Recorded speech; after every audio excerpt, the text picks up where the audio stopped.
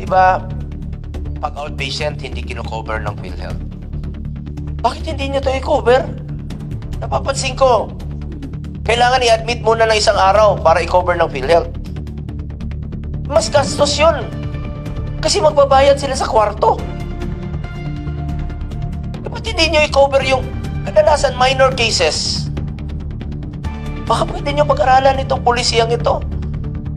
Marami pong pupunta sa ospital na hindi na-admit, sasabihin ng doktor, di naman kailangan i-admit.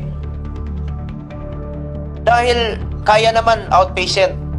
Pero hindi sasagutin ng PhilHealth.